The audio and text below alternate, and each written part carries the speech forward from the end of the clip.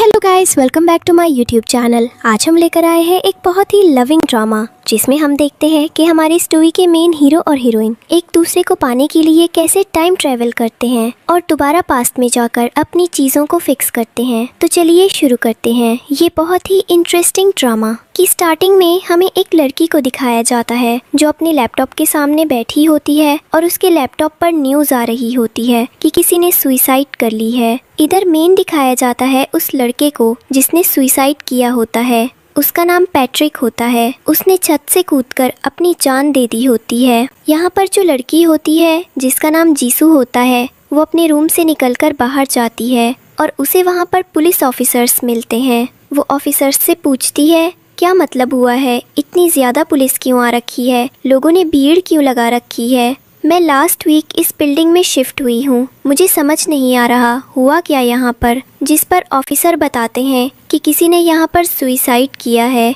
और उसे उस लड़के का नाम पैट्रिक बताया जाता है। जीसू को फ्लैशबैक का सीन याद आता है जब वो पैट्रिक से मिलने आई होती है क्योंकि वो उसका पड़ोसी होता है। वो उसके लिए कुछ खाने का सामान लाई होती है और पैट्रिक ने उसके बदले में उसे अपनी एक पेंटिंग दी होती है जो किसी के रिग्रेट के बारे में होती है। जीसू पेंटिंग को लेकर घर वापस आ जाती है। अगले दिन का सीन दिखाया जाता है कि जीसू अपना कुछ काम कर रही होती है और उसे अपने घर के बाहर शोर सुनाई देता है जहाँ पर बहुत ज्यादा क्राउड होता है। और ये जो क्राउड होता है वो पैट्रिक की कंपनी में इन्वेस्ट करने वाले पैसे वापस मांग रहा होता है और पुलिस के ऊपर प्रेशर डाल रहा होता है और बोल रहा होता है कि पता लगाओ उस लड़के की मौत के पीछे किसका हाथ है और हमारे पैसे कब तक वापस मिलेंगे, वरना हम उसकी कंपनी के सामने प्रोटेस्ट करेंगे। जीसू बोलती है समझ नहीं आता ये लोग किसी को इमोशनली अंडरस्टैंड क्यों नहीं कर सकते, और वो अपनी पेंटिंग उठाकर वहाँ से जाने लगती है और वो जो पेंटिंग होती है उसके हाथ में ही होती है और वो बोल रही होती है कि मैंने भी इस फ्लैट के लिए इतना ज़्यादा अमाउंट पे कर दिया है, अब तो मुझे ये फ्लैट एक हॉन्टेड हाउस की तरह लगने लगा है।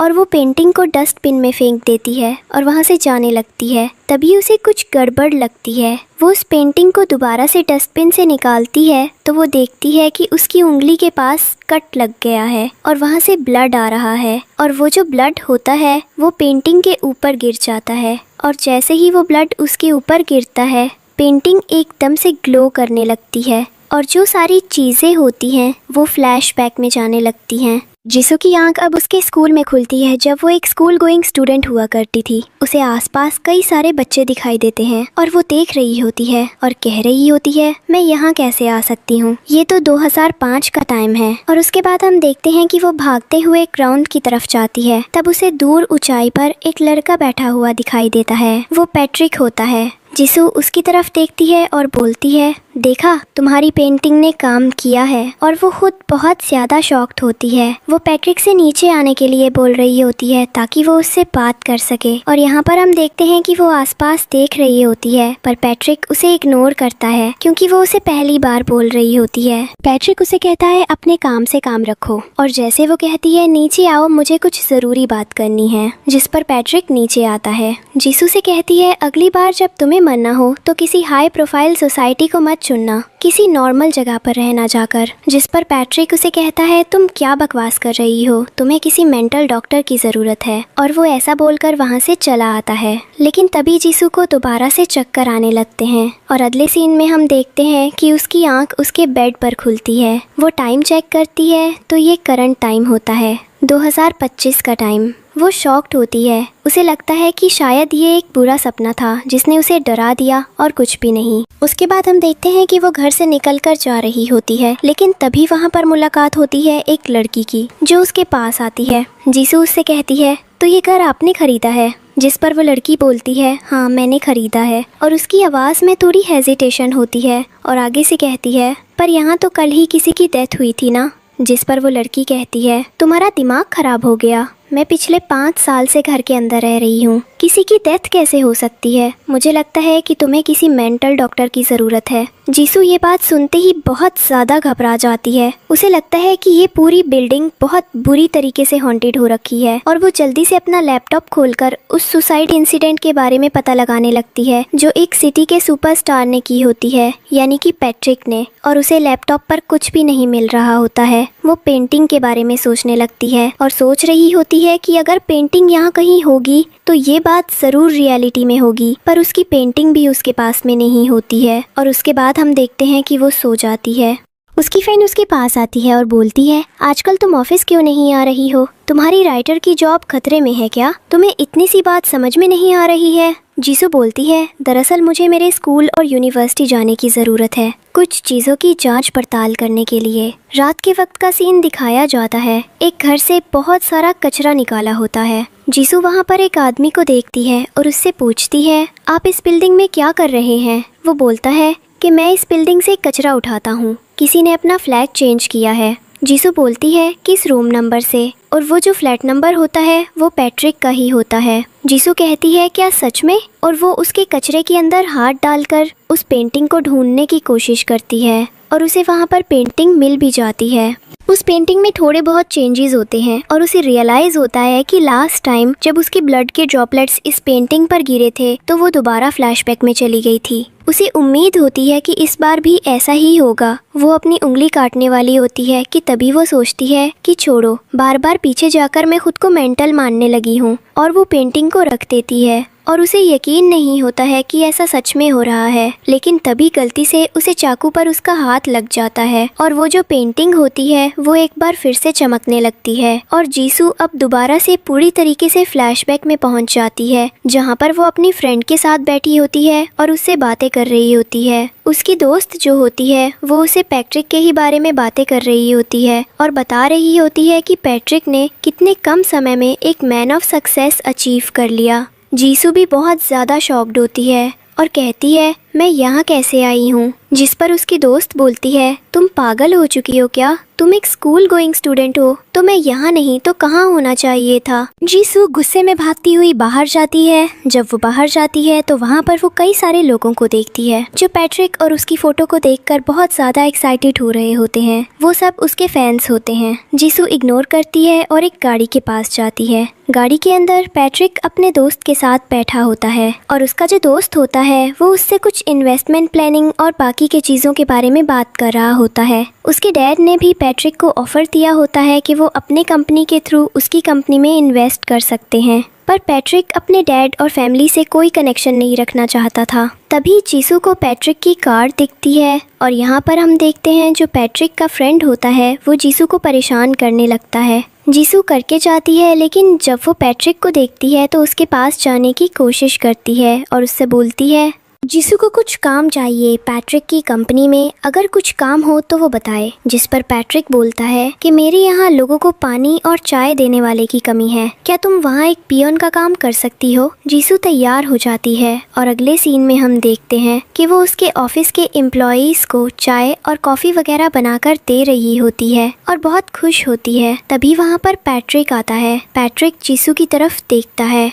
जीसू सबसे पहले जाकर उसे कॉफ़ी ऑफ़र करती है। पैट्रिक उसके हाथ से कॉफ़ी ले लेता है और उसे दूसरा काम दे देता है। यहाँ पर जो पैट्रिक का फ्रेंड होता है वो बोलता है, तुमने सच में इतनी सुंदर लड़की को ऑफिस में पियन का काम करने के लिए रखा है? जिस पर पैट्रिक बोलता है, मैं उसे पे कर रहा हूँ इन सब चीज़ों के लिए, और इससे बढ़कर क्या चाहिए? उसे एम्प्लॉयमेंट चाहिए था और मेरे पास एम्प्लॉयमेंट के नाम पर यही चीज़ है। जिस पर उसका फ्रेंड कहता है, दरअसल बात ऐसी है कि हमारे सारे मेल एम्प्लॉयज़ हैं, कोई फीमेल कोलीग नहीं है। तुम्हें लगता है कि ये सेफ़ होगा उसका यहाँ पर रहना? पैट्रिक अब यहाँ पर थोड़ा सोच विचार में पड़ जाता है और वो अपने ऑफिस के एम्प्लॉयज़ को आज जल्दी घर जाने के लिए बोल देता है। इधर जीसू कुछ काम कर रही होती है। पैट्रिक अपने फ्रेंड से बात करता है। जीसू भी उठकर वहाँ से जाने लगती है क्योंकि पैट्रिक के फ्रेंड ने बोला होता है कि उसे भी अब घर जाना चाहिए, लेकिन जीसू पैट्रिक से टकरा जाती है। पैट्रिक उसे पकड़ लेता है। जीसू उससे माफ़ी मांगती है और बोलती है कि नेक्स्ट टाइम से वो ध्यान रखेगी। और यहाँ पर हम देखते हैं कि जीसू जैसी वहाँ से अपना सामान लेकर जाने लगती है, तभी वहाँ पर एंट्री होती है पैट्रिक के फादर की, जो पैट्रिक के पास आते हैं, उससे बदतमीज़ी करते हैं और बोलते हैं, तुम्हारी स्टेप मॉम ने अभी एक बेटे को जन्म दिया है क्या तुम अपने ब्रदर से मिलने नहीं आओगे? पैट्रिक बोलता है, जब मैंने उस फैमिली को छोड़ा था तो मेरे दिमाग में यही था कि दोबारा मैं उस फैमिली के साथ कोई कनेक्शन नहीं रखूँगा। बार बार मेरी कंपनी में आकर जो तमाशा करते हैं वो बिल्कुल भी मुझे अच्छा नहीं लगता। और यहाँ पर इनके बीच में थोड़ी बहस हो जाती है, जिस पर पैट्रिक के फादर उसे एक ज़ोर का पंच मार देते हैं। थोड़ी देर बाद का सीन दिखाया जाता है जहाँ पर जीसू पैट्रिक के लिए डिनर लाई होती है और उसके हाथ में 2 बॉयल एग्स होते हैं और वो पैट्रिक को देती है। पैट्रिक बोलता है, तो मैं जानता हूँ ना, मुझे ये खाना बिल्कुल भी पसंद नहीं है। जीसू बोलती है, ये खाने के लिए नहीं है, जो तुम्हें चोट लगी है ये उसकी सिकाई के लिए है। पैट्रिक बोलता है, कैसे? क्या तुम मुझे बता सकती हो ये कैसे मेरी चोट को हील करने में मदद करेगा? जिस पर जीसू उसकी चोट पर ऑइंटमेंट लगाने लगती है और पैट्रिक उसकी तरफ देख रहा होता है। फिर वो उसका हाथ पकड़ लेता है, लेकिन गलती से जो आग होती है वो पैट्रिक की बनियान में गिर जाती है। जीसू जल्दी से उसके कपड़ों के अंदर हाथ डालकर उसे ढूंढने लगती है, पर उसे एहसास होता है कि उसके हाथ कहीं और जा रहे हैं और जो आग का टुकड़ा था वो नीचे गिरा है। वो जल्दी से उसे उठाती है, पैट्रिक से माफ़ी मांगती है और बोलती है नेक्स्ट टाइम से वैसा कुछ भी नहीं करेगी। अब हम देखते हैं अगले दिन का सीन, जहाँ पर जीसू दोबारा से अपने ऑफिस में आती है। पैट्रिक यहाँ पर बैठा होता है। जीसू उसके पास आती है और उससे कहती है, क्या दिक्कत है? जिस पर पैट्रिक उसे बोलता है, तुम्हारी यहाँ दोनों स्लीव्स नीचे गिर गई थी, उनको उठाओ और यहाँ से जाओ। और जीसू चीज़ें लेकर वहाँ से जाने लगती है। अब वो कुछ क्लीन कर रही होती है और इधर उधर देख रही होती है। और यहाँ पर जो पैट्रिक का फ्रेंड होता है वो जीसू को बहुत ही प्यार भरी नज़रों से देख रहा होता है। तभी जीसू उसके पास आती है और बोलती है, पैट्रिक के साथ ऐसी क्या दिक्कत है? वो हमेशा से इतना रूड और गुस्से में क्यों रहता है? जिस पर उसका दोस्त बोलता है कि वो पहले ऐसा नहीं था, पर उसके साथ ऐसी चीज़ें हुई हैं कि वो खुद को कंट्रोल नहीं कर पाता है। जीसू उसकी बात समझती है। इधर पैट्रिक को दिखाया जाता है जिसके पास उसकी ग्रैंड मदर का कॉल आया होता है और उनसे बात कर रहा होता है। उसकी ग्रैंड मदर उसे बताती है कि वो उससे मिलना चाहती है। बहुत वक्त हो गया है जब उन्होंने पैट्रिक के साथ एक फैमिली डिनर में कुछ बातचीत की थी, वो उसे मिस कर रही है। जिस पर पैट्रिक पहले तो एक्सक्यूज़ बनाता है कि उसे ऑफिस में बहुत ज़्यादा काम है, वो नहीं आ सकता। लेकिन उसकी ग्रैंड मदर बोलती है कि उनकी बहुत उम्र हो गई है और वो चाहती है कि पैट्रिक किसी लड़की के साथ सेटल हो जाए, इसलिए उसे आना ही पड़ेगा। जिस पर पैट्रिक के दिमाग में आइडिया आता है। जीसू वहाँ पर उसके लिए पानी लेकर आती है और पैट्रिक उसे अपने साथ ले जाने की बात करता है। अगले दिन के सीन में हम देखते हैं कि जो पैट्रिक होता है वो जीसू को अपने साथ अपनी ग्रैंड मदर से मिलवाने के लिए ले जाता है। और जो पैट्रिक की ग्रैंड मदर होती है वो जीसू को बहुत ज़्यादा प्यार कर रही होती हैं। और इधर पैट्रिक के फादर को दिखाया जाता है जो अपने स्टेपसन के साथ बहुत खेल रहे होते हैं और अच्छा टाइम स्पेंड कर रहे होते हैं। जिन सब चीज़ों के बीच पैट्रिक को फ्लैशबैक सीन याद आता है जब बचपन में उसके डैड ने उसकी मॉम की डेथ के बाद उसे इग्नोर कर दिया था और अपनी शादी किसी और औरत से कर ली थी। और आज तक उसने उस चीज़ को एक्सेप्ट नहीं किया। और अब भी उसके फादर उसके पास आते हैं और बोलते हैं, तुम चाहे कितनी भी दूर चले जाओ पर तुम हमेशा मेरी फैमिली का हिस्सा रहोगे। इधर जो जीसू होती है वो भी समझ सकती है कि पैट्रिक अपने डैड से कितनी नफरत करता है। इधर पैट्रिक की स्टेप सिस्टर भी आती है मिलने के लिए, जो पैट्रिक को पसंद करती है, जिसका नाम शीरान होता है। और वो अब पूरी कोशिश करने वाली होती है कि वो पैट्रिक को अपने प्यार के जाल में फंसाकर उसकी कंपनी अपने नाम करवा ले। इसलिए वो उसकी ग्रैंड मदर से बहुत स्वीटली बात कर रही होती है और मौका ढूंढ रही होती है पैट्रिक को मैनिपुलेट करके अपने जाल में फंसाने का। इवन वो जीसू के साथ अकेले वॉशरूम भी जाती है और वह जीसू को भड़काने की कोशिश करती है, जिसकी बातों में जीसू नहीं आती और बोलती है कि वो पैट्रिक को बहुत पसंद करती है। पैट्रिक भी जीसू का हाथ पकड़कर उसे अपने साथ ले आता है। इधर पैट्रिक का जो फेल होता है उसे सारी बातें पता चल चुकी होती हैं और वो पैट्रिक से बोल रहा होता है, शीरान ने ये सब कुछ जानबूझकर किया है क्योंकि वो हमेशा से चाहती थी कि तुम उसके बॉयफ्रेंड बन जाओ और वो तुमसे शादी कर ले। जिस पर पैट्रिक बोलता है, कभी भी नहीं, मैं उसे कभी भी एक्सेप्ट नहीं करूँगा, मैं बस ये चाहता हूँ कि जीसू उसकी बात ना माने। जिस पर उसका दोस्त कहता है, तो तुम्हें उसकी बात मानने से इतना फ़र्क क्यों पड़ता है? और यहाँ पर पैट्रिक समझ जाता है। इधर हम देखते हैं कि वो अपनी कंपनी के एम्प्लॉयज़ को बताता है कि उनकी कंपनी का जो सेल्स है गेमिंग का वो बहुत ज़्यादा बढ़ चुका है और इसलिए उन्होंने सारे एम्प्लॉयज़ को एक वीक ऑफ दिया है, वे अपने घर जा सकते हैं। इधर दिखाया जाता है शिरान को जो केक वगैरह लेकर आती है और पता चलता है कि आज तो पैट्रिक का बर्थडे है। पैट्रिक उसे एक्सेप्ट करने से मना कर देता है और उसे और उसके साथ आए लोगों को वहाँ से जाने के लिए कहता है। शिरान जिद करती है तो पैट्रिक वहाँ अपने सिक्योरिटी गार्ड्स को बुलाता है और कहता है मैडम को धक्के देकर यहाँ से बाहर निकालो। शायद मैडम अपनी असली जगह भूल चुकी हैं, जिस पर शिरान को गुस्सा आता है और बोलती है कि मैं खुद से जा सकती हूँ। इधर जीसू क्लब में अपने फ्रेंड्स के साथ बैठकर कुछ सेलिब्रेट कर रही होती है और बहुत ज़्यादा ड्रिंक कर रही होती है। तो पैट्रिक का फ्रेंड उसी क्लब में गया होता है। वो जीसू को देख लेता है और उसकी फ़ोटो निकालकर पैट्रिक के पास भेज देता है। पैट्रिक भी अब उस क्लब में जाता है और जीसू बहुत ज़्यादा ड्रंक होती है और वो रास्ते में पैट्रिक से टकरा जाती है। पैट्रिक को समझ आ जाता है कि इतने नशे में उसे दिख नहीं रहा है कि कौन उसके सामने चल रहा है कौन नहीं, और ये एकदम से पागल होकर बैठी है यहाँ पर। जो पैट्रिक होता है वो जीसू के करीब जा रहा होता है, उसे पकड़ने की कोशिश कर रहा होता है, पर जीसू को समझ नहीं आ रहा होता कि कौन है कौन नहीं। और उसके बाद हम देखते हैं कि जीसू अचानक से पैट्रिक का नाम लेती है।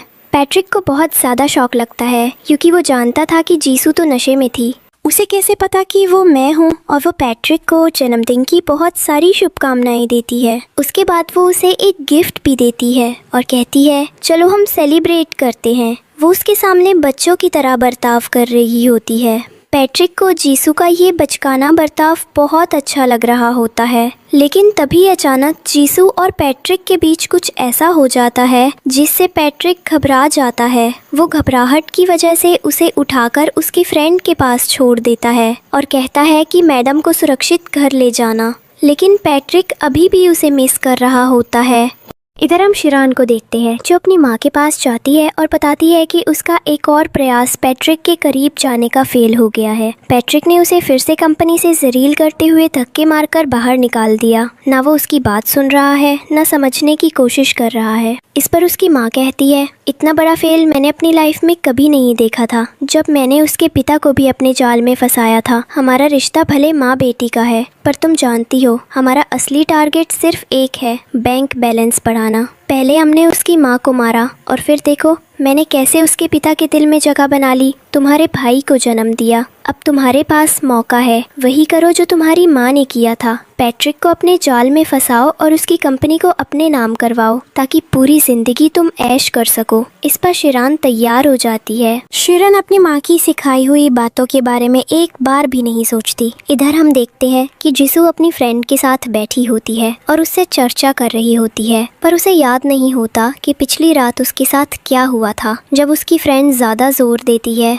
तो उसे याद आता है कि उसने पैट्रिक को किस किया था। इधर जीसू पैट्रिक के दोस्त से दफ्तर में बात कर रही होती है और पूछती है आखिर पैट्रिक है कहाँ, मैं उससे मिली नहीं हूँ। पैट्रिक का दोस्त कहता है पता नहीं, वो कहीं गया था लेकिन अब तक लौटा नहीं। जीसू अब खुद को कंट्रोल नहीं कर पाती और गलती से भी पैट्रिक को कॉल करती है। जब पैट्रिक का फ़ोन कॉल उठता है तो वो किसी के साथ कार में होता है, लेकिन जैसे ही वो कॉल उठाता है अचानक पीछे से वो बेहोश हो जाता है। जीसू बार बार उसे पुकारती रहती है और समझ जाती है कि कुछ गड़बड़ है। वो पैट्रिक के दोस्त से कहती है हमें पैट्रिक की लोकेशन ट्रेस करनी होगी, मुझे लगता है वो किसी मुसीबत में है। उसका दोस्त कहता है ये कैसे हो सकता है। जीसू कहती है मैंने उसे कॉल किया था, उसने बस हाँ कहा और फिर कुछ नहीं बोला। वो घबराने लगती है। इधर शिरान ने एक गंदी चाल चली होती है। उसने पैट्रिक को बेहोश करके एक होटल रूम में लाया होता है और वहाँ एक बड़ा कैमरा लगा रखा होता है। वो उसके पास जाकर ऐसा दिखा रही होती है जैसे पैट्रिक उसके साथ ज़बरदस्ती कर रहा हो। ये सब वो पैट्रिक की इमेज खराब करने के लिए कर रही होती है ताकि अगर उस पर दबाव पड़े तो वो उससे शादी कर ले। जब सब कुछ रिकॉर्ड हो जाता है तो वो पैट्रिक की बेल्ट निकालने लगती है। तभी वहाँ अचानक जीसू पहुँच जाती है। वो पैट्रिक को देखती है और पैट्रिक का दोस्त शिरान को पकड़ने के लिए गार्ड्स को बुला लेता है। पैट्रिक का दोस्त शिरान को चेतावनी देता है कि अगर दोबारा ऐसी घटिया हरकत की तो हमसे बुरा कोई नहीं होगा। वो उन वीडियोस को अपने साथ ले जाता है। अगले दिन पैट्रिक अस्पताल में होता है जहां उसका दोस्त बताता है कि अगर जीसू ने उस वक्त उसे कॉल ना किया होता तो हमें पता भी नहीं चलता कि शिरान क्या चाल चल रही थी। पैट्रिक को बहुत अच्छा लगता है ये सुनकर और उसकी खुशी दोगुनी हो जाती है जब वहाँ अचानक जीसू आ जाती है। पैट्रिक उसे देखकर गले लगा लेता है और हमें पता चलता है कि अब इन दोनों के बीच भावनाएं पैदा हो चुकी है। दोनों एक दूसरे से प्यार करने लगे हैं। इसके बाद सीन बदलता है और हम पैट्रिक के पेरेंट्स को देखते हैं, उसके असली पिता और उसकी सौतेली माँ को। वे दोनों अपनी बेटी शिनरे के बारे में बात कर रहे होते हैं। वो कह रही होती है कि जो हुआ वो गलत था, लेकिन मैं जानती हूँ कि वो आपकी बेटी है। आपको उसके लिए थोड़ी तो हमदर्दी होगी। कृपया उसे चेन से बाहर निकलवाइए। इस पर पैट्रिक का पिता कहता है, जब तक पैट्रिक खुद स्टेटमेंट नहीं देगा पुलिस उसे नहीं छोड़ेगी। और पैट्रिक हमारी मदद क्यों करेगा जब हमने उसके साथ इतना कुछ गलत किया है। इस पर पैट्रिक की सौतेली माँ उसे ज़बरदस्ती मनाने की कोशिश करती है। फिर पैट्रिक का पिता सीधे जीसू के पास पहुँचता है, जो अपने ऑफिस से बाहर आ रही होती है। वो जीसू से कहता है, बेटी मैं तुमसे 2 मिनट बात कर सकता हूँ। जीसू कहती है, बताइए आपको क्या तकलीफ है। वो कहता है, पिछली बार जब तुम मेरे घर आई थी तो मैंने और मेरी पत्नी ने तुम्हारे साथ अच्छा बर्ताव नहीं किया था। मुझे उस बात का अफसोस है। मैं बस इतना चाहता हूँ कि तुम मेरे बेटे को छोड़ दो और उसे मेरी सौतेली बेटी के लिए छोड़ दो। उन दोनों की शादी होने वाली है। तुम अपनी राह कहीं और देखो और मैं चाहता हूँ कि तुम पैट्रिक को समझाओ कि वो अपनी फ्यूचर वाइफ को जेल से बाहर निकाल ले। ऐसे फैमिली मामलों को पुलिस तक ले जाना सही नहीं है। जीसू कहती है, क्या आपको सच में लगता है कि मैं पैट्रिक को इस बात के लिए मनाऊंगी। इस पर उनके बीच बहस शुरू हो जाती है। पैट्रिक का पिता जीसू के सामने पैट्रिक के बारे में गलत बातें कहने लगता है, लेकिन जीसू बहुत सख्त जवाब देती है और पैट्रिक का बचाव करती है। वो गुस्से में उसे वहाँ से जाने को कह देती है। पैट्रिक ये सब देख लेता है और सीधे जीसू के पास आता है। उसे अच्छा लगता है कि किसी ने पहली बार उसकी इज्जत की रक्षा की है।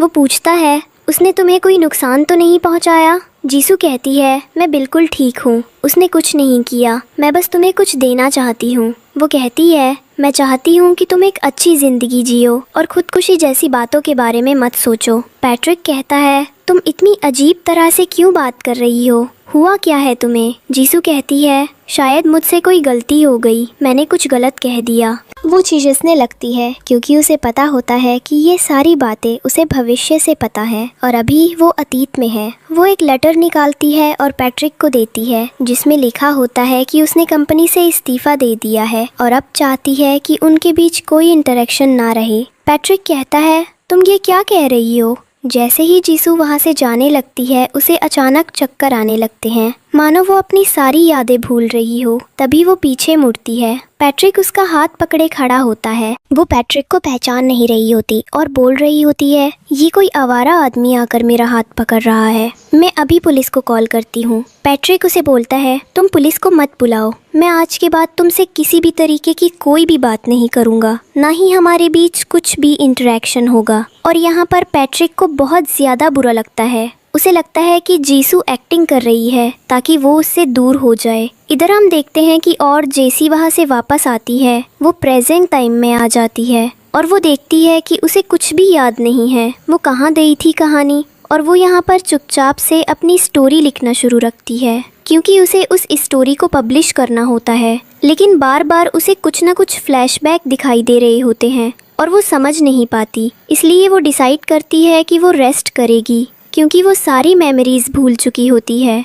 और वो अपनी फ्रेंड को आइडिया देती है कि वो कुछ टाइम ट्रैवल के ऊपर लिखेगी, ताकि उसकी जो बुक पब्लिश हो वो रीडर्स को बहुत ज़्यादा पसंद आए। जिस पर उसकी फ्रेंड से बोलती है कि बात तो पब्लिशर की है, अगर पब्लिशर को स्टोरी पसंद नहीं आएगी तो वो सब पब्लिश नहीं करेगा। यहाँ पर हम देखते हैं पैट्रिक को, जो कि अब जीसू को मिस कर रहा होता है, हर पल उसकी याद में होता है, तड़प रहा होता है। इधर जीसू पूरी की पूरी सारी यादें भूलकर अपनी लाइफ जी रही होती है। इधर उसकी फ्रेंड जो होती है बहुत सारी बुक्स लेकर आती है और बोलती है कि इनसे तो मुझे और कुछ भी आइडिया मिलेगा, तो मैंने पढ़ना और पब्लिशर को तुमने जो पहला थीम आइडिया दिया था वो भी अच्छा लगा। जीसू बोलती है, ठीक है, मुझे पता है मेरी बुक कैसे पब्लिश होगी। दिन रात वो उसके किताबों के ढेर के बीच में पढ़ाई करती है और एक दिन उसकी आंख लग जाती है। तभी उसके पास किसी का कॉल आता है, वो उससे बात करती है। इधर हम पैट्रिक को देखते हैं, जो कि अब मेहनत कर रहा होता है दिन रात,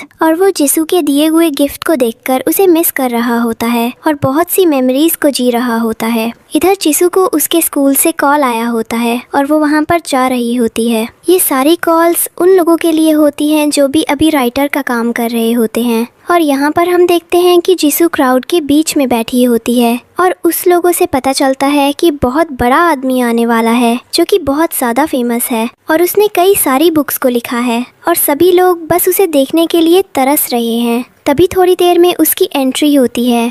वो अब एक PhD होल्डर प्रोफेसर बन चुका होता है। जीसू हिचकिचा रही होती है। उसे देखकर सभी लोग उसकी फ़ोटोज़ ले रहे होते हैं। वो स्टेज पर जाता है, सबको उनके डाउट्स क्लियर करता है, अपनी जर्नी के बारे में बताता है और यहाँ पर बच्चे भी कई सारे उससे सवाल जवाब करते हैं और वो सबको उनके जवाब देता है। और लास्ट में आकर एक लड़की उससे क्वेश्चन करती है क्या उसकी कोई गर्लफ्रेंड है, जिस पर वो बोलता है कि वो किसी को पसंद करता है और उससे पूछा जाता है वो लड़की कौन है, जिस पर पैट्रिक जवाब देता है कि वो मुझे नहीं चाहती है कि मैं उसके आसपास भी रहूं। हमारे बीच का जो इंटरेक्शन पॉइंट था वो एंड हो चुका है। जीसू यहाँ पर थोड़ा हिचक रही होती है और हमें पता चलता है कि वो अपनी मेमोरी लॉस होने की एक्टिंग कर रही होती है। उसे सब याद होता है। अब जैसे ही वो वहाँ से जाने लगती है उसी ऑडिटोरियम में अचानक से लाइट जल जाती है और उसके सामने पैट्रिक आ जाता है। पैट्रिक आकर उससे पूछता है कि आखिर क्या रीज़न है जो वो उससे बात नहीं करना चाहती है और अगर अब पैट्रिक उसके सामने है तो क्या वो दोबारा से पुलिस के पास जाएगी। और यहाँ पर वो कुछ भी नहीं कह रही होती है। वो बस पैट्रिक की सेफ्टी चाहती है और उसे लगता है कि पैट्रिक को अपनी लाइफ में आगे बढ़ना चाहिए। वो पहले से ही बहुत ज़्यादा फेमस हो चुका है, उसका फ्यूचर ब्राइट है।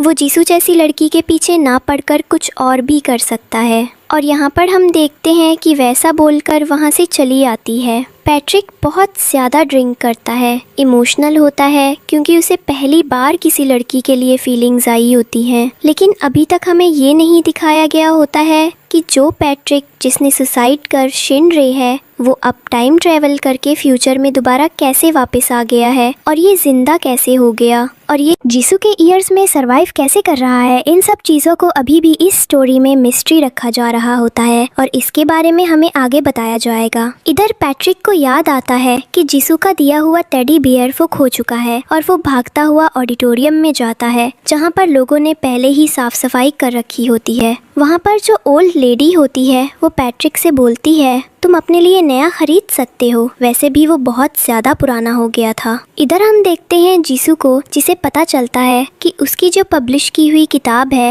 वो थोड़ी सी फेमस हो रही है। पब्लिशर को वो बुक पसंद आई है, लोग उससे इंस्पिरेशन ले रहे हैं। इधर हम देखते हैं पैट्रिक को जो दिन रात मेहनत कर रहा होता है, स्मोक कर रहा होता है और काम पर फोकस करने की कोशिश करता है। लेकिन तभी उसे चक्कर आ जाते हैं, वो बेहोश होकर गिर जाता है और जब उसका फ्रेंड उसे डॉक्टर के पास ले जाता है तो डॉक्टर उसे बताते हैं कि वो अंदर ही अंदर घुट रहा है। उसे कोई बात है जो परेशान कर रही है और इसी वजह से वो धीरे धीरे करके डिप्रेशन में चला जाएगा। हमें कुछ ना कुछ करना पड़ेगा। इधर जीसू को पता चलता है कि उसकी जो पार्टनर थी जो राइटिंग में उसकी मदद कर रही थी वो अपने बॉयफ्रेंड के साथ घूमने चली गई है। अब उसे नहीं पता वो अकेली कैसे रहेगी क्योंकि उसकी लाइफ में तो कभी ऐसे मोमेंट्स आए नहीं होते हैं और उसे सिर्फ अपने काम की पड़ी होती है। इधर पैट्रिक को वो बिल्डिंग दिखाई देती है और अपने फ्रेंड को वो इंसिस्ट करता है क्यों ना हम इस बिल्डिंग में एक फ्लैट खरीदें। पहले तो उसका दोस्त लेने से मना कर देता है पर पैट्रिक बहुत ज़्यादा जिद कर जाता है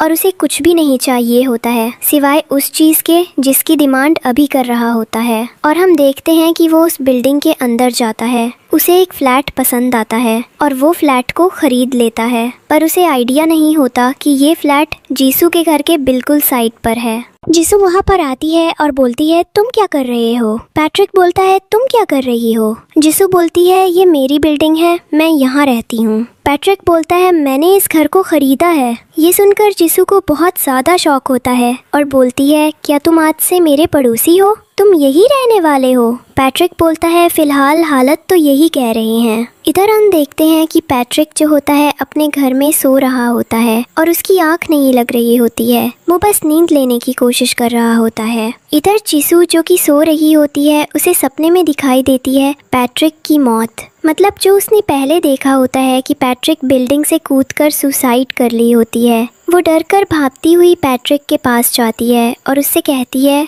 तुम ठीक हो ना, मैंने कुछ गलत देख लिया था। लेकिन उसे रियलाइज़ होता है कि पैट्रिक बिल्कुल सही सलामत है और वो कोई भी ऐसा कदम उठाने वाली स्टेज पर नहीं है। अगर ऐसा हुआ तो वो कभी भी खुद को माफ़ नहीं कर पाएगी और वो इन सब चीज़ों के बारे में सोच रही होती है और उसे बहुत ज़्यादा फिक्र हो रही होती है। लेकिन कहानी में ट्विस्ट तब आता है जब हमारी कहानी में एक नया कैरेक्टर ऐड होता है जिसका नाम जिमिन होता है और ये एक साइकोपैथ है जो जीसू के लिए बहुत ज़्यादा पैशनेट है और वो किसी ना किसी हालत में उसे अपना बनाना चाहता है और इसलिए उसने उसकी कई सारी फोटोज अपने रूम में लगा रखी होती हैं। अगले दिन का सीन दिखाया जाता है, वो जीसू से मिलने उसके घर आता है। जीसू जैसे देखती है पहचान लेती है और उसे याद आता है कि कैसे इसने उसे पानी में डूबने से बचाया था और वो उसके एहसानों तले दबी हुई होती है। जिमिन उसके लिए कुछ लेकर आता है, जीसू जैसे एक्सेप्ट कर लेती है। इधर हम देखते हैं हम रात के वक्त उसके साथ घूमने फिरने भी जाती है पर पैट्रिक उसे देख लेता है। उसे ये सब चीजें देखकर बहुत ज्यादा जलन हो रही होती है और गुस्सा भी आ रहा होता है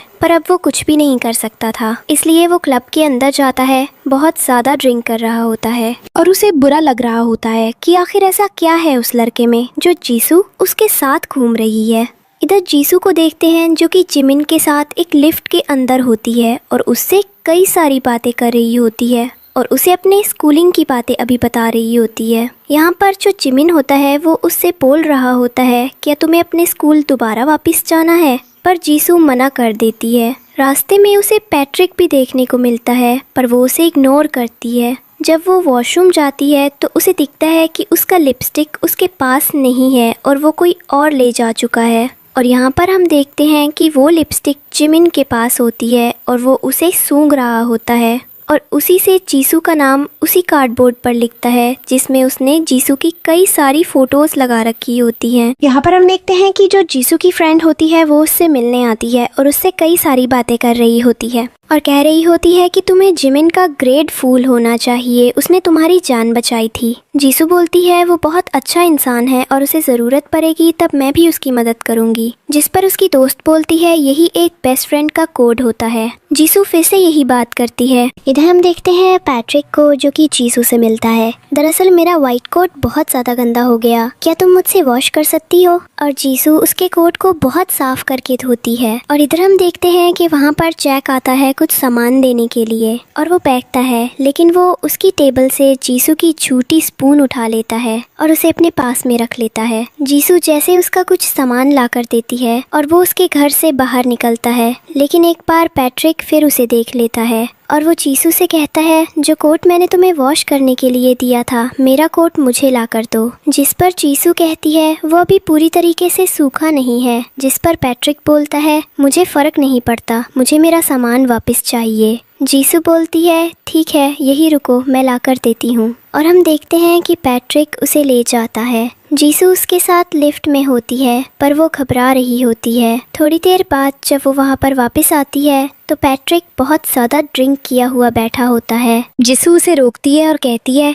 तुम यहाँ क्या कर रही हो, अपने घर पर जाओ, जिस पर पैट्रिक उसे अपनी तरफ खींच लेता है। जीसू देखती है कि उसका बॉडी टेम्परेचर बहुत ज़्यादा गर्म हो रखा है, यानी कि उसे फीवर है। वो उसे अपने घर ले जाती है, दवाई देती है और पैट्रिक जो होता है वो सिर्फ वही पकड़कर सो जाता है। जीसू जैसी देखती है कि वो सो गया, वो वहाँ से जाने लगती है, लेकिन पैट्रिक उसे पकड़कर किस कर लेता है और वो गुस्से में जब वहाँ से आ रही होती है तो उसे वही पेंटिंग दिखाई देती है जो कि अब हाफ मून में बदल चुकी होती है। उसे समझ नहीं आ रहा होता है कि आखिर ऐसा क्यों हो रहा है। जब भी वो पैट्रिक से क्रॉसओवर करती है पेंटिंग में चेंजेस कहाँ से आ जाते हैं। इधर वो जिमिन के साथ डिलीशियस डिनर के लिए जाती है और हम देखते हैं कि वो उसके साथ डिनर एंजॉय करती है, लेकिन तभी उसे सामने से कोई जाता हुआ दिखाई देता है जिसे देखकर वो एकदम शॉक हो जाती है और वो जिमिन के साथ उसे देखने के लिए जाती है। हमें नहीं पता होता है कि वो कौन है और इधर हम देखते हैं पैट्रिक को जो कि जीसू और जैक को एक साथ आता हुआ देखकर और ज़्यादा परेशान हो जाता है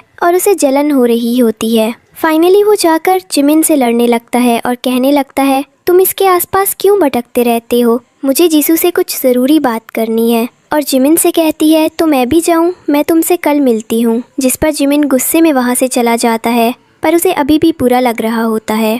और यहाँ पर जो जीसू होती है वो पैट्रिक से कहती है, तुम चाहते क्या हो, बार बार मुझे डिस्टर्ब क्यों कर रहे हो, मुझे पता है मेरे लिए क्या सही है क्या नहीं। जिस पर पैट्रिक उसे बोलता है कि ऐसे रिएक्ट मत करो जैसे तुम्हें कुछ भी नहीं पता है कि मेरे अंदर क्या चल रहा है क्या नहीं, तुम इतनी सी बात नहीं समझ पा रही हो। जीसी बोलती है कि देखो तुम एक नंबर के पागल हो, मुझे इन सब चीज़ों के बीच में नहीं पड़ना है और मुझे पता है कि मेरा और तुम्हारा कुछ भी नहीं हो सकता है। तुम भी ये बात जब तक एक्सेप्ट नहीं करोगे ऐसे ही सफ़र करते रहोगे। इधर हम जिमिन को दिखाया जाता है जो कि घर पर होता है और यहाँ पर जीसू की फ़ोटोज़ के पास वो देख रहा होता है और वो बार बार कह रहा होता है अगर पैट्रिक बीच में ना आए तो सब कुछ कितना बेहतर हो जाए। और हम देखते हैं कि वो पैट्रिक के फ़ोटो के पास कुल्हाड़ी मारता है और बोलता है कि कल बस मैं इसका खात्मा कर दूंगा। हमें अगले दिन का सीन दिखाया जाता है। जिमिन को पुलिस पकड़ कर ले जा रही होती है। जीसू उसके सामने आती है और कहती है तुमने क्या किया, जिस पर वो बोलता है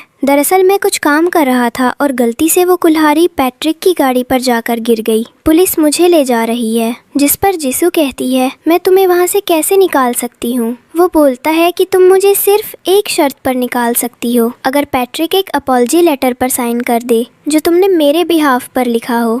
जीसू बोलती है मैं ऐसा करवा लूँगी और हम देखते हैं कि वो पैट्रिक के ऑफिस में जाती है और उससे बोलती है मुझे पता है कि मैं तुम्हारी पड़ोसन हूँ और तुम्हारे बारे में सब कुछ जानती हूँ, पर सच में जिमिन बिल्कुल भी ऐसा नहीं है, उसने जानबूझकर ऐसा नहीं किया होगा, तो मेरा यकीन करो। पैट्रिक बोलता है तो तुम क्या चाहती हो। जीसू बोलती है मैं चाहती हूँ कि इस लेटर पर तुम साइन कर दो ताकि उसे बेल मिल जाए। जिस पर पैट्रिक बोलता है तो उसके लिए इतनी ज्यादा परेशान क्यों रहती हो और तुम हमेशा उसके लिए कुछ भी करने को रेडी क्यों हो, तुम्हें पता है उसने मेरे ऊपर जानलेवा हमला किया। जीसू बोलती है नहीं नहीं, उसने ऐसा कुछ भी नहीं किया है। अब यहाँ पर पैट्रिक इस मौके का फायदा उठाता है, वो उसे अपने पास बुलाता है और बोलता है क्या तुम उसके लिए सच में मेरे साथ कुछ भी करने को रेडी हो, और बोल देता है। और हम देखते हैं कि पैट्रिक धीरे धीरे करके उसके क्लोज जाने लगता है, लेकिन जीसू को रोना आ जाता है और उसे धक्का देकर वहाँ से चली जाती है। पर पैट्रिक भी बहुत ज़्यादा इमोशनल होता है और उसे बुरा लग रहा होता है कि वो उसे समझने की जगह किसी और को समझ रही है।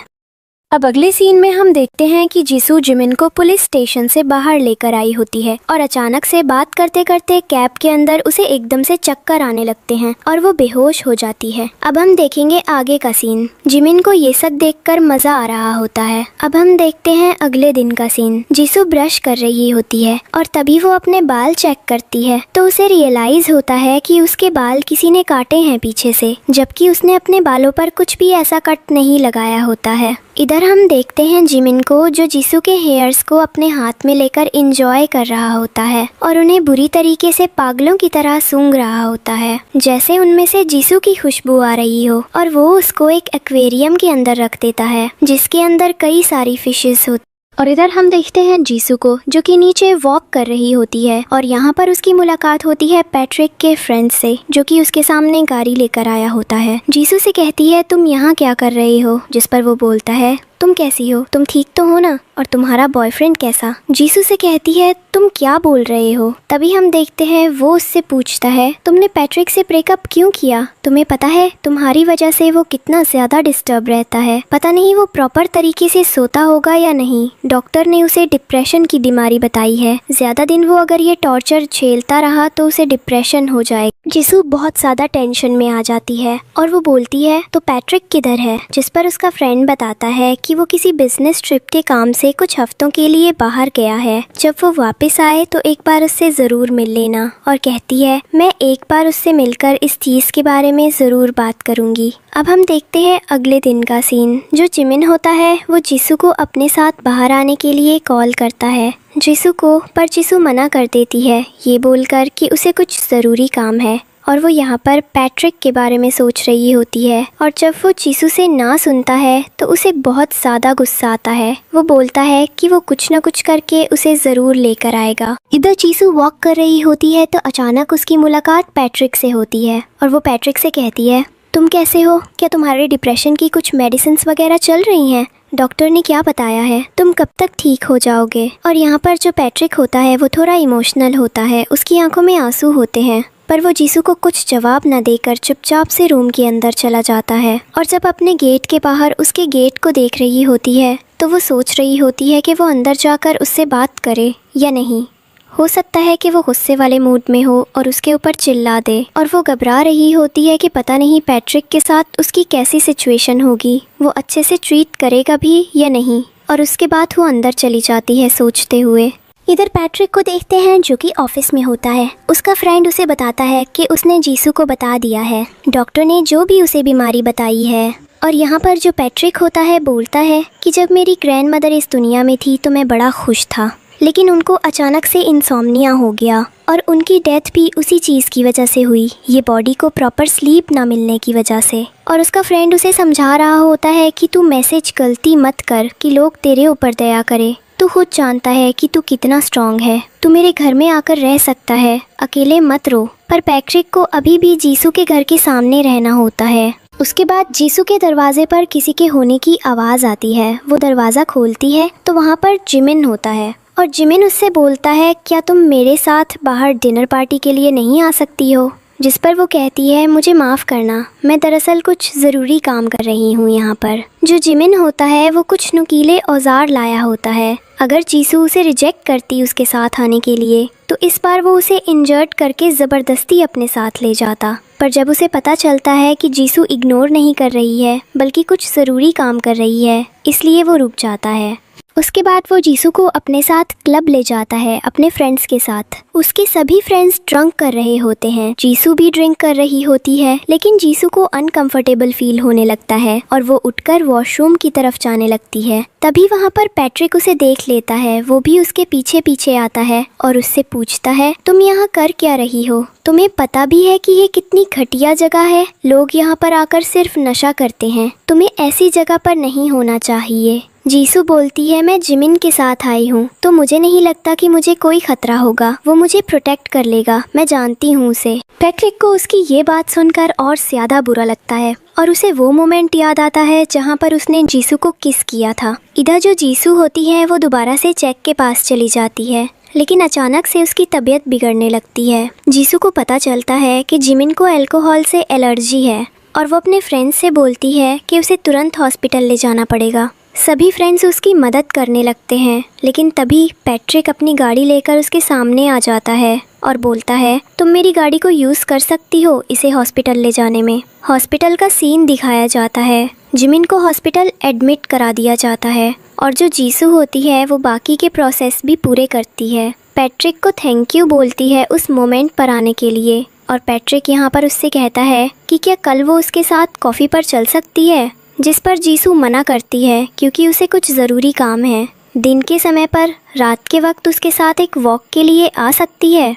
रात के वक्त का सीन दिखाया जाता है जहाँ पर जीसू पैट्रिक के साथ वॉक के लिए जाती है और तभी अचानक से उसे फिर से कोई ओल्ड मैन एक ओल्ड लेडी को किस करता हुआ दिखाई देता है और पैट्रिक उसकी आंखें बंद कर लेता है और बताता है कि वो मेरा डैड है, तुमने ऐसे मत देखो, वो ये सब कुछ डिज़र्व करते हैं, मेरे डैड ने भी मेरी मॉम को चीट किया था, अगर मेरी स्टेप मॉम के साथ भी वही हो रहा है तो वो डिस्टर्ब करती है। अब ये दोनों लोग लिफ्ट के अंदर होते हैं और यहाँ पर जो पैट्रिक होता है वो जीसू से पूछता है क्या वो दोबारा उसके साथ रिलेशनशिप में आ सकती है। जीसू मना करती है। पैट्रिक उसके साथ बैठकर कई सारी बातें करता है और उसका हाथ पकड़ता है, इनके बीच में किस हो जाता है, जिसे देखकर जीसू थोड़ी हेजिटेट कर जाती है क्योंकि वो ऐसा नहीं कर सकती थी और वो पैट्रिक को कुछ खाने के लिए देती है और बोलती है ये बहुत ज़्यादा डिलीशियस है। लेकिन जिमिन को ये सब कुछ अच्छा नहीं लग रहा होता है और वो उन दोनों को साथ में देखकर बहुत ज़्यादा जेलस होता है। जीसू से कहता है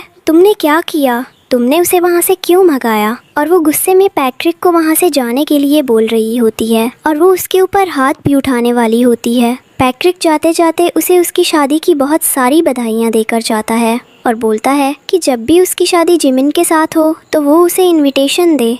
पर जीसू कहती है वो मेरा कोई बॉयफ्रेंड नहीं है, मेरा बस ऑर्डिनरी फ्रेंड है जिसके साथ मुझे टाइम स्पेंड करना अच्छा लगता है और कुछ भी नहीं है हमारे बीच। पैट्रिक को ये बात सुनकर खुशी होती है। इधर जीसू को भी पैट्रिक के साथ वो जो किस मोमेंट हुआ था वो याद आ रहा होता है। इधर जिमिन को बहुत ज़्यादा गुस्सा आ रहा होता है और वो कह रहा होता है कि जीसू ने उसे धोखा दिया है, अब वो उसे बर्बाद कर देगा। इधर जीसू को वो अपने यहाँ पर बुलाता है एक बार मिलने के लिए। जीसू उसके घर जाती है। जब उसके घर जाती है तो वो उसी रूम में घुस जाती है जहाँ पर जिमिन ने उसकी कई सारी फोटोज लगाई होती हैं। उस रूम की हालत देखकर लग रहा होता है कि जिमिन एक साइकोपैथ है। तभी पीछे से वो आ जाता है और वो जीसू को पकड़ लेता है और बोलता है कि कल रात में पैट्रिक के साथ देखकर मुझे जितना ज्यादा जलस फील हुआ है, अंदर से टॉर्चर्ड हुआ हूँ मैं, तो आज उतना ही टॉर्चर करूँगा। और वो जीसू को उसकी बनाई हुई एक डॉल दिखाता है जो बिल्कुल उसकी तरह होती है और उसका गला पकड़ लेता है और बोलता है जो चीज़ कभी मेरी नहीं होती उसे मैं किसी और का भी नहीं होने दूंगा। और तुम अपने हाई स्कूल डेज को भूलना पड़ेगा जब तुम पैट्रिक के साथ रिलेशनशिप में थी। तुम्हें पता है जिस दिन मैंने तुम्हें पानी में डूबने से बचाया था उस दिन से मेरी नज़र तुम्हारे ऊपर है और आज वक्त आ गया है कि हम वहीं से शुरू करें जहाँ पर सारी चीज़ें ख़त्म हो रही हैं। इधर पैट्रिक को दिखाया जाता है जिसके पास उसका फ्रेंड आता है और बताता है कि जीसू के घर का गेट खुला हुआ है और वो अभी तक घर वापस नहीं आई है। पक्का कुछ ना कुछ गड़बड़ है तो मुझे चलना पड़ेगा। अब यहाँ पर हम देखते हैं कि वो भागता हुआ जिमिन के एड्रेस पर जाता है जहाँ पर उसे उसका वही साइको वाला रूम मिलता है और उसको देखकर वो समझ जाता है कि कुछ बहुत ज़्यादा गड़बड़ है। उसने अपनी सारी फिशेस को मार दिया होता है। इधर वो जीसू के हाथ पैर बांधकर उसी स्विमिंग पूल एरिया के पास ले जाता है और उससे कहता है तुम्हें पता है यहीं से सब कुछ शुरू हुआ था, लेकिन तुम्हें किसी ने ये बताया कि तुम उस पानी में गिरी कैसे थी। तुम्हें मैंने धक्का दिया था और फिर तुम्हें बचाकर तुम्हारी नज़रों में आ गया और तुम्हारे करीब रहने लगा, लेकिन आज भी मुझे यही करना होगा ताकि तुम मेरी ग्रेटफुल हो जाओ। और वो जीसू को पानी में धक्का दे देता है, लेकिन तब तक पैट्रिक आ जाता है। वहाँ पर पैट्रिक का फ्रेंड जिमिन को मारकर पकड़ लेता है और इधर पैट्रिक जो होता है पानी में कूदकर जीसू को बचा लेता है और उसे बाहर लेकर आता है। इधर वो जिमिन को बुरी तरह से मारता है पर उसका दोस्त उसे रोक देता है और कहता है कानून अपने हाथ में मत लो, पुलिस खुद सजा देगी, और उसे वहाँ से ले जाता है। वो बहुत ज़्यादा गुस्से में होता है और यहाँ पर जो जीसू होती है वो बेहोश होती है। उसकी बस हल्की हल्की सांसें चल रही होती हैं और उसे धीरे धीरे होश आता है। पैट्रिक उसे गले से लगा लेता है और अगली सीन में वो उसे अस्पताल ले जाता है। वो सारे मोमेंट्स याद कर रहा होता है जब वो जीसू से 2015 में पहली बार मिला था, यानी स्कूल के टाइम, और तब जीसू ने उसके साथ कैसा व्यवहार किया था। उसके सामने कई सारे फायरवर्क्स चल रहे होते हैं और उसे बहुत अच्छा लग रहा होता है।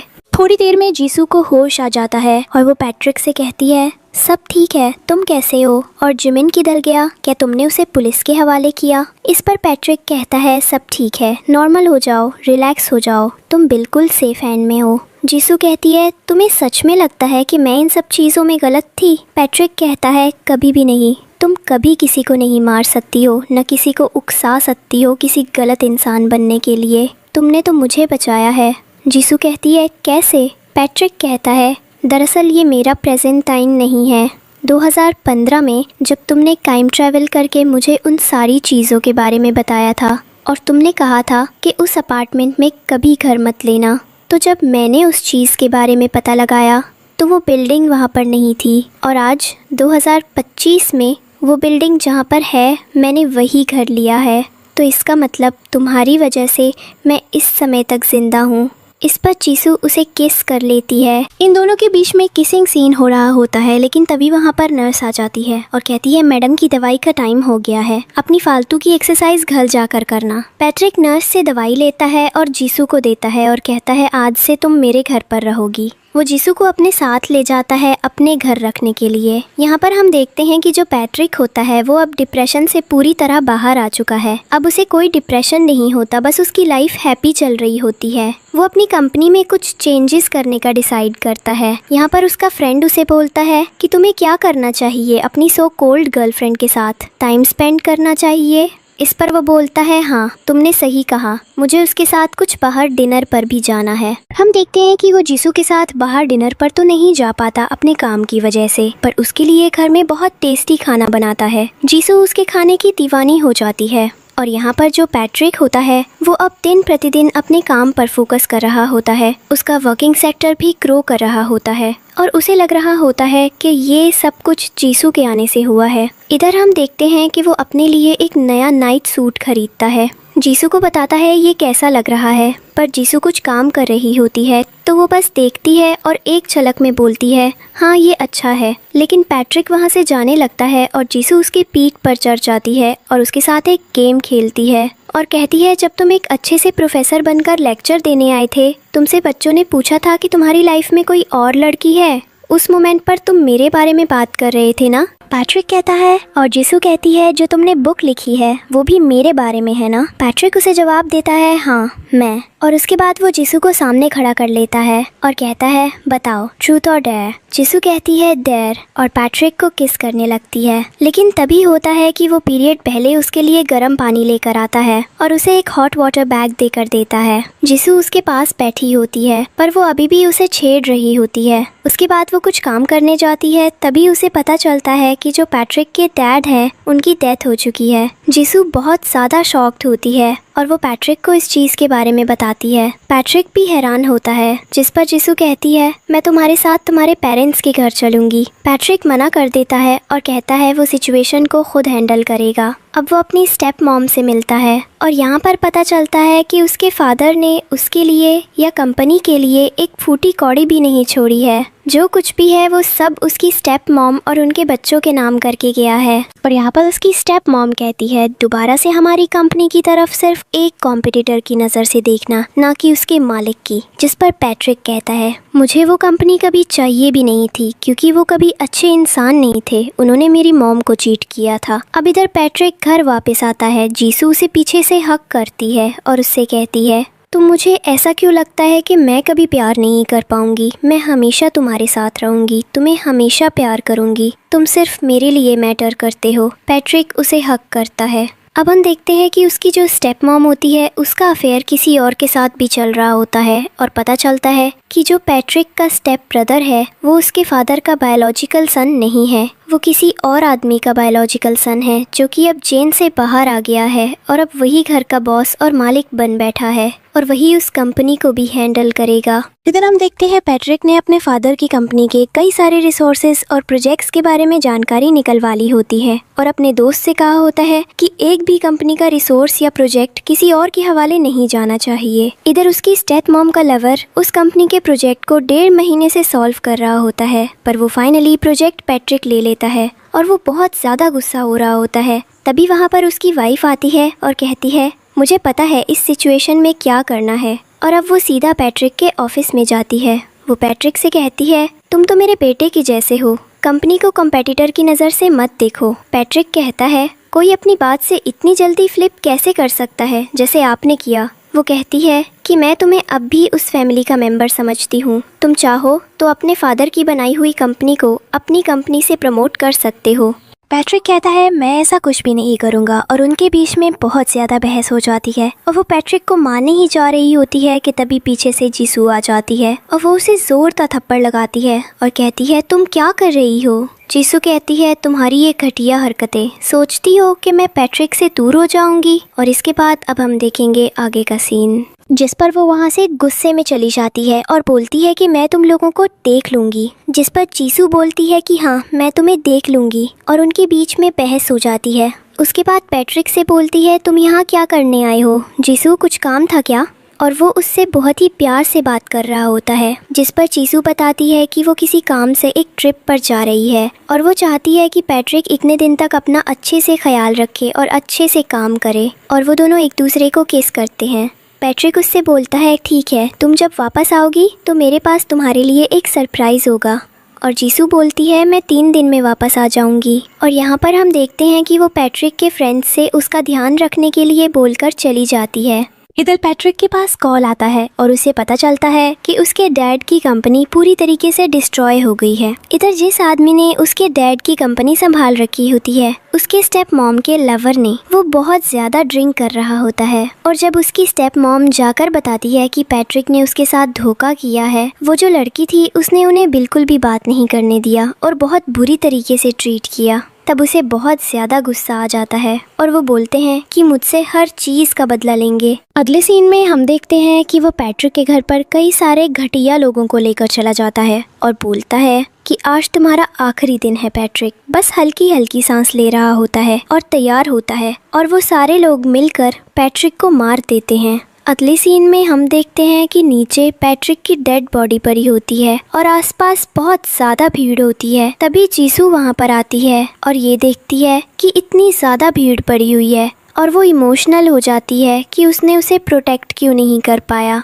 और अब बुरी तरीके से टूटी हुई होती है। पुलिस ऑफिसर उससे बहुत ज़्यादा सवाल जवाब कर रहे होते हैं। तभी उसे याद आता है उस पेंटिंग के बारे में जिसमें बस एक हाफ मून बचा होता है। जीसू उस पेंटिंग के ऊपर अपना ब्लड डालकर दोबारा से टाइम ट्रेवल कर जाती है और वापस से स्कूल में पहुंच जाती है और उसे याद आता है कि पैट्रिक इस मोमेंट पर अपने ऑफिस में होगा। वो भागते हुए उसके ऑफिस में जाती है, उसे गले से लगाती है। पैट्रिक वहाँ पर एक मीटिंग ले रहा होता है और सभी लोग वहाँ से चले जाते हैं। जीसू उससे कहती है कि वो दोबारा कभी भी उसे गंदे तरीके से ट्रीट नहीं करेगी और इस लाइफ में वो उसे ज़रूर बचाएगी। पैट्रिक को रियलाइज़ हो जाता है कि जीसू फिर से ट्रैवल करके आई है और वो फिर से बच नहीं पाया। अब जीसू पैट्रिक को सारी बातें बता देती है, जिस पर पैट्रिक बोलता है, मैं सारे सबूत इकट्ठे करूंगा और अपने डैड से बोलूंगा कि उन लोगों से दूर हो जाएं। इधर हम देखते हैं कि जीसू के पास जो कुछ ज़रूरी काम आ जाता है और वह पैट्रिक को सबूत इकट्ठे करने के लिए बोल देती है। इधर पैट्रिक जो होता है वो अपनी स्टेप मॉम और उसके लवर के अफेयर के सबूत इकट्ठे कर लेता है और उस वीडियो को देखता है। जब जीसू आती है तो वो उसे पॉज कर देता है और जीसू को नहीं बताता है। जीसू के साथ वो क्वालिटी टाइम स्पेंड करने जाता है। फिर उसके बाद जीसू घर जा रही होती है और जब घर जाती है तो उसे रास्ते में वही उसकी मॉम का लवर और उसके कई सारे लोग दिखाई देते हैं जो जीसू को परेशान करने लगते हैं और उनसे लड़ रही होती है। लेकिन तभी वहाँ पर पैट्रिक आ जाता है और इस लाइफ में वो जीसू को बचा लेता है उन घटिया लोगों से और उसके बाद वो उसे सेफली घर ड्रॉप करने जाता है। अब जीसू उसके साथ उसके घर पर रह रही होती है। ये लोग क्वालिटी टाइम स्पेंड कर रहे होते हैं और पैट्रिक खुश होता है कि वो भी बिल्कुल नॉर्मल हो चुकी है और इनके बीच में क्लोज और रोमांटिक मोमेंट्स बन रहे होते हैं। इधर उसकी स्टेप मदर को पता चल जाता है कि उसके लवर को भी बुरी तरीके से मारा गया है। अगले दिन जीसू को पैट्रिक के लैपटॉप में उसकी स्टेप मॉम और उसके लवर के अफेयर की वीडियो मिल जाती है, जिस पर जीसू पैट्रिक के ऊपर भड़क रही होती है और कह रही होती है, मैंने ये वीडियो तुम्हें सजा कर रखने के लिए नहीं दी थी, मैंने बोला था अपने डैड को देना जाकर और उन्हें दिखाओ पैट्रिक। यहाँ पर वो जो वीडियो होता है अपने डैड को दिखाने के लिए चला जाता है। इधर जीसू की मुलाकात होती है जिमिन से, जो अभी भी उसे नहीं जान रहा होता है, पर जीसू को पता होता है कि ये एक साइकोपैथ है तो इसे सबक सिखाना ज़रूरी है। और हम देखते हैं इधर पैट्रिक जो अपने डैड के पास गया होता है, उन्हें सबूत के तौर पर वो वीडियो दिखाता है और उन्हें हिंट के तौर पर बताता है कि उनका दूसरा बेटा बायोलॉजिकल सन नहीं है। अब यहाँ पर उसके डैड को गुस्सा आता है और वो अपने दूसरे बेटे के बालों में से एक बाल लेते हैं और यहाँ पर हम देखते हैं कि वो जो दूसरा बेटा होता है वो अपनी मॉम को इन सारी चीज़ों के बारे में बता देता है। इधर सारी सच्चाई निकल कर आ चुकी होती है। इधर उसकी मॉम जो होती है वो लवर के साथ एक होटल रूम में होती है, जहाँ पर कई सारे लोग आकर उसे बुरी तरीके से मारते हैं और यहाँ पर ये सारा काम पैट्रिक के डैड ने करवाया होता है और वो लवर से ब्रेकअप करने को रेडी भी होती है, पर पैट्रिक के डैड उससे डाइवोर्स ले लेते हैं। इधर हम देखते हैं जीसू ने जिमिन को बांधकर उसी स्विमिंग पूल के पास ले जाती है जहाँ पर उसने उसे डुबाया था और इस लाइफ में वो उससे बदला ले रही होती है। वो उसे उसी स्विमिंग पूल के अंदर फेंक देती है। तब तक वहाँ पर पैट्रिक आता है। उसे नहीं पता होता है कि वो ऐसा क्यों कर रही है, पर वो जीसू के ऊपर यकीन करता है जब जीसू से बोलती है कि ये बहुत ही बुरा इंसान है, इसे बचाने की ज़रूरत नहीं है। अब हम देखते हैं जो पैट्रिक की स्टेप मॉम होती है वो पागल हो चुकी होती है। उसका डैड उससे मिलने आते हैं, आकर उससे माफ़ी मांगते हैं उन्होंने जो कुछ भी उसकी मॉम के साथ किया था। इधर जो जीसू होती है उसे लग रहा होता है कि पैट्रिक की लाइफ में सब कुछ ठीक हो चुका है, पर फाइनली वो जो पेंटिंग पैट्रिक ने उसे दी होती है उसका सीक्रेट सीन में रिवील होता है, जहाँ पर पैट्रिक बताता है कि ये जो पेंटिंग है वो मेरी मॉम ने बनाई है मेरे लिए। अब हम देखते हैं आगे का वक्त, जहाँ पर जीसू ग्रेजुएट हो रही होती है और वो वापस जा रही होती है और इसी मोमेंट पर उसकी मेमोरी लॉस हो जाती है और वो पैट्रिक को इग्नोर करके वहाँ से चली जाती है। अब सीन शूट होता है 2025 में। जीसू अपनी फ्रेंड के साथ होती है और वो बोलती है, मैंने सब ठीक कर दिया, मैंने सब ठीक कर दिया। उसकी दोस्त उससे बोलती है, तुमने दवाइयाँ ली अपनी? तुम पागल होती जा रही हो। तो मुझे समझ में नहीं आ रहा है तुमने क्या ठीक किया। कुछ नहीं ठीक किया। यहाँ पर बहुत ज़्यादा तंग होती है। उसे रियलाइज़ होता है कि उसने पैट्रिक को ज़िंदा नहीं कर पाया, बस पुरानी चीज़ों का बदला लिया है। और वो जल्दी से अपनी फिंगर काटकर उस हाफ मून वाली जगह से दोबारा टाइम ट्रेवल कर जाती है। वो उसी सीन में पहुंचती है जहां पर वो आधी रात को जिमिन से मिलकर के घर वापस आ रही होती है। इसी बीच उसकी मुलाकात होती है पैट्रिक की स्टेप मॉम के लवर से, जिसे वो बुरी तरीके से मारती भी है और पुलिस ले जाती है। इधर वो दोबारा से एक मोमेंट याद करती है और इसी मोमेंट पर पैट्रिक को दिखाया जाता है जो कार ड्राइव कर रहा होता है। और इन सारी चीज़ों के बीच में उसे सारे वो इंसिडेंट याद आ जाते हैं और वो सीधा जीसू के पास चला जाता है, उसे किस करता है। इनके बीच में क्लोज रोमांटिक मोमेंट्स बनते हैं। अब ये लोग एक दूसरे के साथ हैप्पीली रह रहे होते हैं, हैप्पीली टाइम स्पेंड कर रहे होते हैं। और पैट्रिक यहाँ पर बता रहा होता है जब दो लोगों के बीच में सच्चा प्यार होता है तो वो कोई भी यूनिवर्स हो या कोई भी दुनिया हो, वो लोग एक दूसरे को बचाने का और प्रोटेक्ट करने का तरीका ढूंढ लेते हैं। और यही ट्रू लव की पावर होती है जिसको गॉड ने अपने हाथों से बनाया। लास्ट के सीन में हम देखते हैं कि जीसू एक बहुत ही फेमस इंसान बन गई होती है और उसकी अब पैट्रिक से शादी भी हो गई होती है। और इसी के साथ इस ड्रामा की हैप्पी एंडिंग हो जाती है।